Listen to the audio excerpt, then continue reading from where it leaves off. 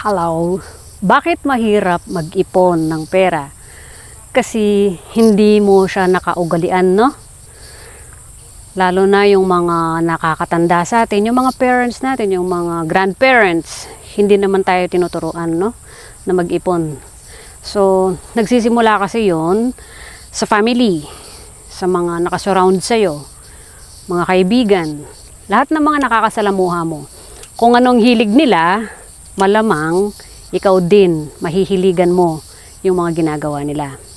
At parang contagious, nahahawa ka ba? Totoo yun. Oo. Tapos, kaya mahirap mag-ipon kasi hindi mo alam kung ano ba talaga dapat ang ipaprioritize sa buhay. Kasi, again, hindi din tayo naturuan sa mga ganong bagay, no?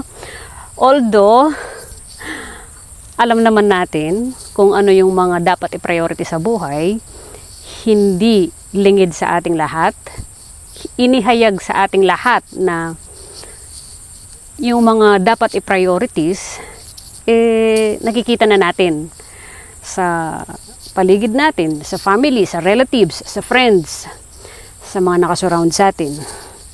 Alam naman natin kung ano dapat ang paghandaan sa buhay habang tumatanda. So, kung magiging observant ka lang o obserbahan mo kung ano yung nangyayari sa paligid mo, kung ano yung dinaranas ng ibang tao na nasa paligid mo, at mag-iisip ka ng tama, magninilay-nilay ka, pupunta ka sa lugar na tahimik, katulad sa ganito, yung makakapag-isip ka talaga, umalis ka sa lugar na maingay kasi hindi ka makakapag-isip ng tama, ng maayos kapag nasa lugar na maingay at saka magulo, yung hindi ka makapag-focus, hindi ka makapag-concentrate. So kailangan mo ng lugar na tahimik. Kung hindi man sa ganito, sa farm, subukan mo sa isang kwarto, maglagay ka ng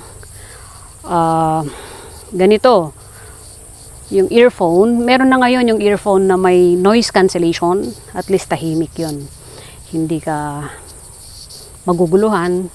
So makakapag-isip ka ng maayos kapag tahimik, di ba? So obserbahan mo yung mga nasa paligid mo. Bakit ba paulit-ulit yung nangyayari sa kanila, yung sa buhay nila? Saan ba sila nagkukulang? Saan sila nagkakamali? Sa finances, sa attitude, yun.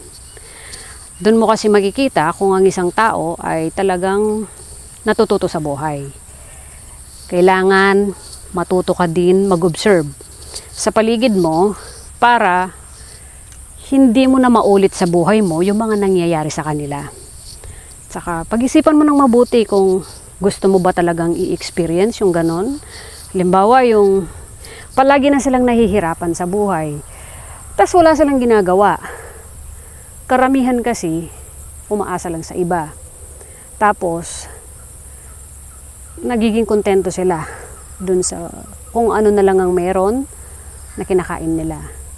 Actually, madami sa atin ang hindi alam ang tunay na kahulugan kung ano ba talaga ang contentment.